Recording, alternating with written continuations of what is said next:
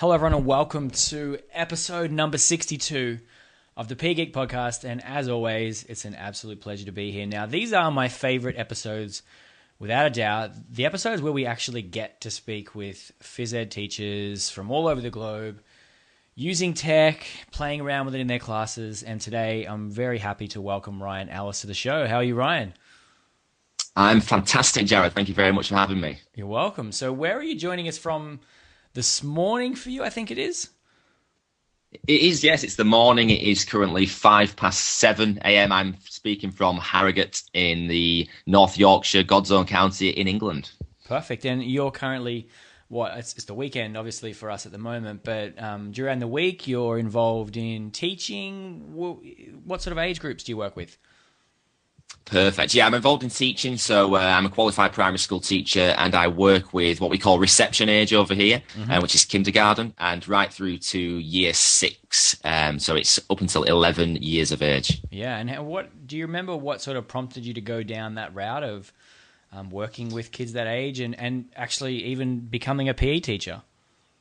I do. I remember very clearly. Well, my older brother, he's 5.5 years my senior. He's a secondary school PE teacher and he's always been very sporty, and that brotherly relationship and competitiveness sort of sparked throughout my life. And I just wanted to follow in his footsteps, if you like. So that all started with me wanting to be a secondary phys ed teacher as well. I went over to the United States and coached football over there, or soccer. And I really enjoyed working with the younger children whilst over there, 6, 7, 8 years old. And it kind of, in my mind, changed my tact or career projection and made me decide to actually go down the primary or elementary route instead. So that was where the passion started. For sure. So, I mean, obviously I started in secondary school and then eventually ended up in some of the younger year levels, and I reckon it's quite powerful because you actually get to see the learning a little bit more clearly. Would you agree with those younger levels? I think absolutely. I think it's it was that age group where you can just see on their faces. I think they've got more of a passion for learning. Everything seems to excite them, and you can see some real big milestones that they achieve in everything that they do. And I'm talking right from when I was in the classroom and I was teaching maths, literacy lessons, science lessons, and to phys ed as well. And it's great when you can see that moment click, and you can see it on their faces and their passion. And they'll be the first to come up to you when they're that age and thank you and be smiling and tell you the story of how they get it all of a sudden. Yeah. So it's a really powerful age group to teach. I love it. For sure, and no shortage of motivation. Internal motivation and external motivation. I think both of those are quite relevant. And that actually leads into a topic that you presented at the Connected PE online conference. So you want to just touch on what that was all about? Yes, well, I think, intrinsic motivation is key to nurturing our children. And I know it's been said an awful lot, but, children are born with that natural desire to explore and to find solutions to things. And I think through school, as children often get older, wanes, it starts to disappear for whatever reason, whether or not that's at the fault of the teachers or parents using rewards, for example, which I've personally think can be a detriment to a child's motivation if not done correctly. But all about intrinsic motivation. How can we nurture that? How can we make sure that a child is self-determined to want to achieve and want to learn? So yes, as I spoke at the webinar, it was all about different ways in which we can involve things in our lessons which can help keep children intrinsically motivated to want to learn and do the best that they can. So the things that I touched upon there were having a sense of purpose for the children, sense of autonomy, and also a sense of mastery in your lessons. Yeah, excellent stuff. So a question for you, what about technology? Do you think it can be a little bit of some sort of motivator for students, whether that be the initial hook to get them interested in an activity or something a bit deeper? Absolutely. I think technology's got a solid place in education at the minute, and I think it will continue. I think the hook absolutely is there as well. It's something the children are using, obviously, outside of school an awful lot. So when it's brought into that educational setting, for many of them, that's very relevant. It's a piece of equipment that a lot of children have. It is that they're using it on a daily basis. So for them, it actually opens up a whole new world of possibilities. And many of the children are better than staff and teachers at using the device. And you'd be surprised at the work that they can produce if given the correct apps to use it on. Correctly, yeah, for sure. So, I mean, it leads us into a whole world of potential questions here right now. But, you mentioned that you got started with technology in, what was it, a generalist classroom environment? Is that correct? Yes. Okay. Yes, absolutely. Tell us about that. I started when I was first a newly qualified teacher, and I was alongside another newly qualified teacher. We were in side-by-side classrooms, and we both had a big passion for the use of technology. And it was fortunate that the school I taught in had quite a lot of iPads at their disposal, at least enough for one between two. So it started off for me using it in literacy and numeracy settings. So some apps in particular I used to use quite a lot were Explain Everything. I don't know if you've heard of Explain Everything. Amazing. I thought it was a phenomenal app for children to log and record their ideas, them to become the teacher. And I would frequently share the videos they made on Explain Everything on our class blog, or to children lower down school to teach them how to add numbers for addition, etc. A truly wonderful app. Things such as the augmented reality apps and Orasma and things like that. Yeah. We used to use for creative writing and for literacy. And that's what sort of filtered me down the route of realizing how important and how great the iPad and apps can be.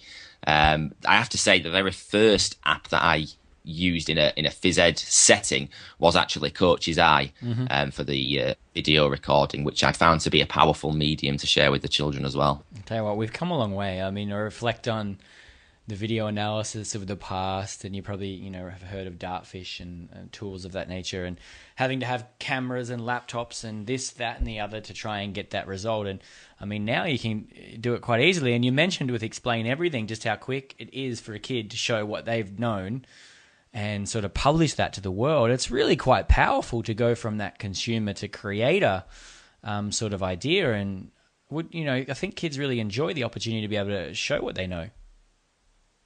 I think they do. They loved it. They thought it was the coolest thing, that they could create a video. They could use their finger on the screen to circle and highlight numbers and talk with their voice. And when they played it back, the look of wonder and amazement in their face that they'd actually made this video and a child lower down school could watch it and learn from them.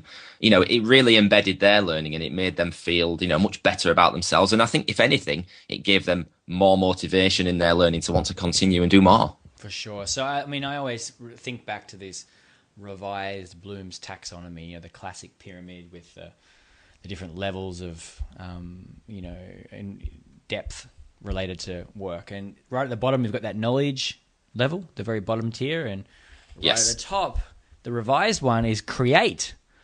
And the very idea of that, if you are creating, then you're going to have to know how to know things. You're going to have to be able to evaluate. You're going to have to be able to synthesize so this creation stuff is now really quite possible in classes. And I still think there's lots of teachers that don't quite grasp that as an issue. You can make your kids creators of content now rather than just consumers. So have you ever had to battle any sort of issues around maybe dealing with other teachers or your own perceptions related to technology?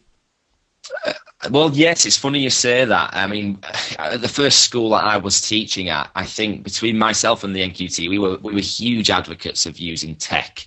But there was a lot of other members of staff who, not to name names, were almost set in their ways, and they weren't open to trying out new ideas and new ways of learning. It was almost as if this is how we've done it. This is the way we're always going to do it. The most dangerous words you could say in anything that you are possibly doing.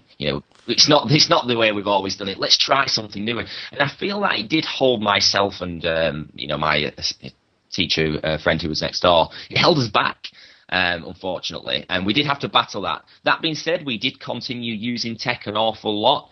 Not that everyone agreed with it, but I think sometimes you just know in your heart of hearts that you're onto something and it works, and the children respond to it.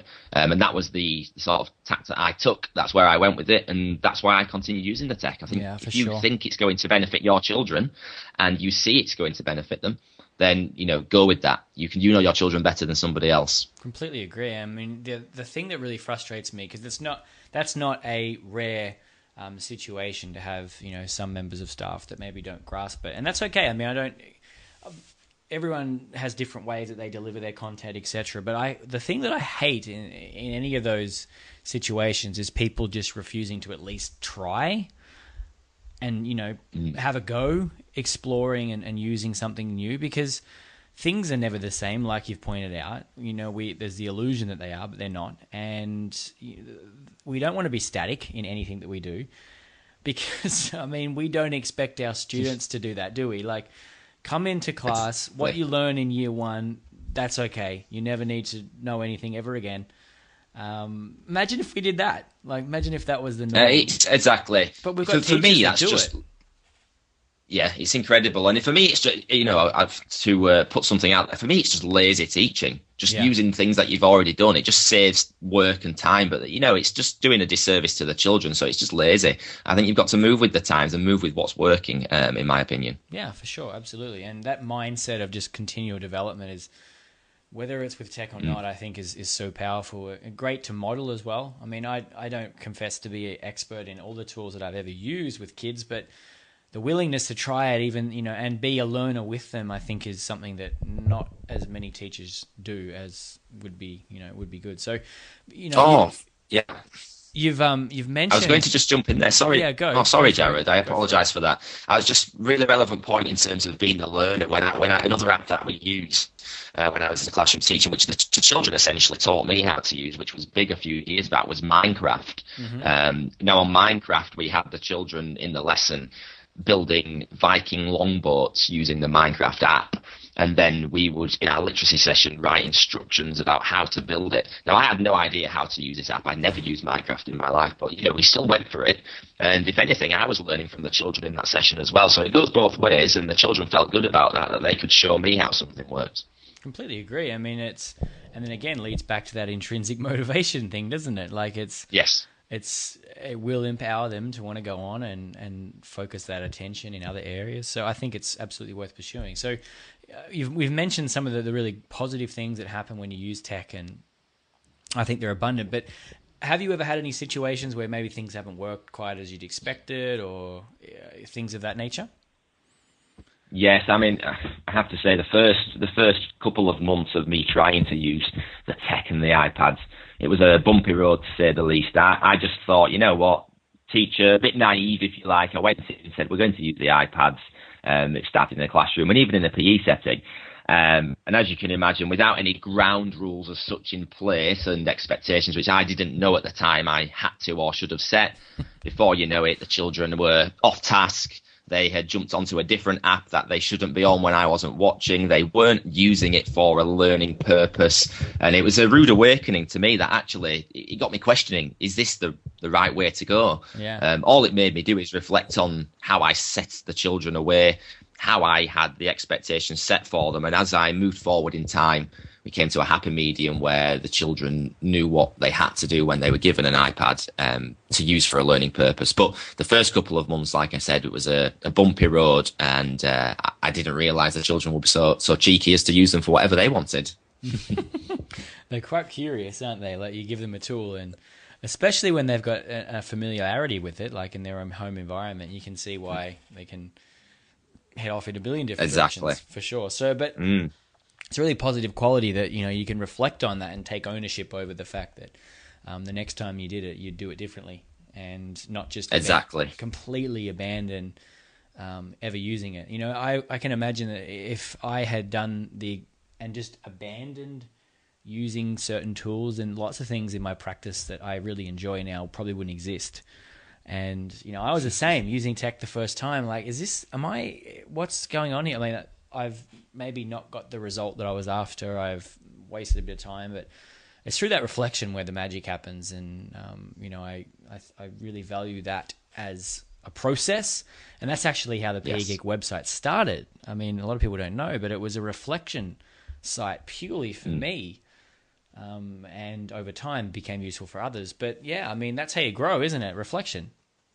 Exactly. It's the obviously the whole analogy of failures. First attempts in learning, whatever you want to call it, famous failures. If they'd given up after the first time they'd done something, then they wouldn't be where they are today. I often share some of those stories with my children, whether it's Michael Jordan talking about missing his shots, whether it's J.K. Rowling who takes her book to be published and gets told it isn't good enough, which obviously, of course, we now know Harry Potter's done very well. So, all these famous failures, if you give up after the first try, then you're not going to sort of uncover the golden nuggets which lie ahead if you keep persisting with it. For sure. No, I couldn't agree more. So you mentioned a couple of tools and so on that you've used. Are there any others that you're quite fond of over the years? Yeah, well, in terms of being a teacher, one which I found very useful back at the beginning was Evernote, just for teaching reasons in terms of storing planning, in terms of annotating planning, attaching photos, audio notes. I found Evernote, very, very useful across the board there. I thought it was fantastic. It's like your brain online, isn't it? It is. It's a phenomenal tool. And I started to filter that down through school and get other teachers to use it too when they saw the power of it. And yeah, it really is incredible. I couldn't have lived without it. Like I said before, phys ed, I started off, it was mainly with Coach's Eye, using that for a purpose of filming bits of, I would say, team games. Mm-hmm. And I used to take it back into the classroom, hook it up to the smart board, and we'd watch it back. We'd look at the positions and the shapes of the children. Are we making small triangles for passes? We used to do a bit of an analysis and a breakdown of where we were. So it was very useful for that, which was superb. And one which has become more prevalent for me recently, which I only discovered, it wasn't so long ago actually, which is a video app, which can make very cool, quick videos, and it's called Splice, S-P-L-I-C-E. And it's sort of in collaboration with GoPro, but it's a great tool which I've been using to do almost quick lesson or block summaries and making videos to go alongside that, which I can then send to other relevant staff or show the children how far we've come in our learning. And it's a great tool for the children to watch back, see things that they've remembered, share with parents and also with the other teachers in school. I love the power of video. I mean, it's so versatile.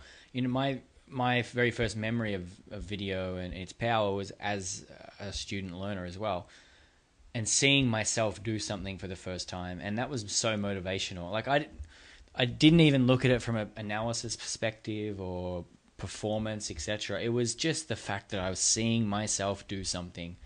And I tell you what, I went out and kept doing that. And it was training for long jump and triple jump, which is the first thing I ever saw. And you can imagine how much more effort I put into it just because I'd seen it. So a lot of time people discount maybe that, it might take time to do these things. But if that's the only thing you get, if you ever got from watching yourself, I think that's worth pursuing. So I think, we're on the same page with video for sure. Absolutely.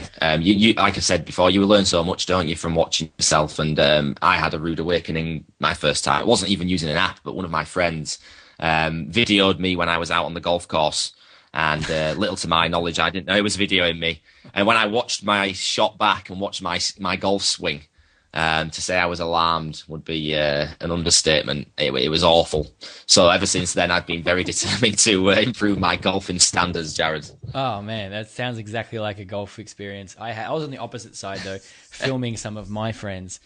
And they were the same. Like, they'd never seen themselves, playing. And I'm like, you are lifting your head. This is clearly showing you that you're doing that. So, I mean, they can tell us a story that maybe we couldn't see earlier. So there's some amazing reasons why tech, has been part of my practice and as well as yours. Yeah.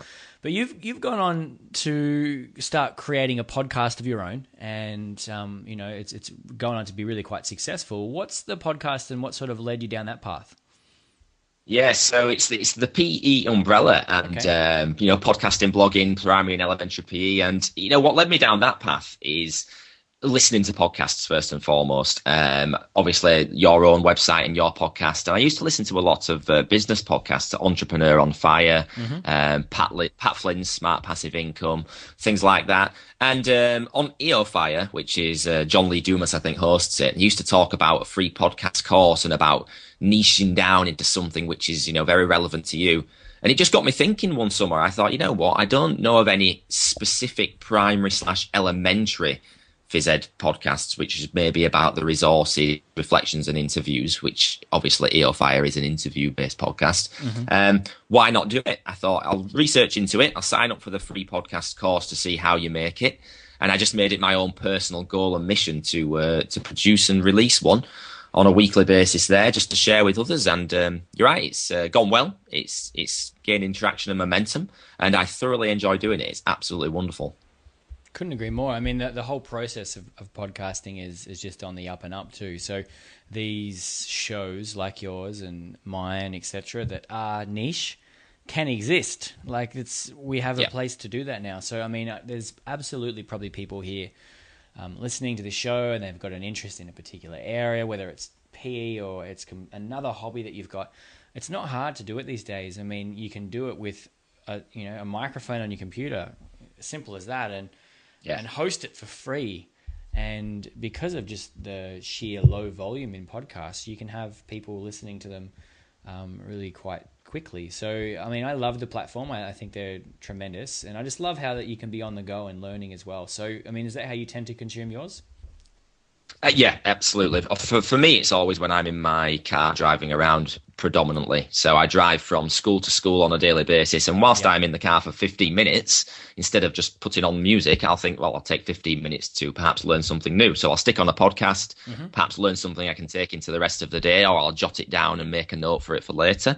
And always be learning on the go. And I found it invaluable. It is a wonderful, wonderful medium. And I have to say, I've learned so much about whether it be phys ed, whether it be about business or life and mindset through listening to podcasts. I just think they're tremendous. Yeah, for sure. I couldn't agree more. I'm such a big fan. Do you listen to them on the 1.5x as well? Is it? Well, at the moment, no. Do you know what?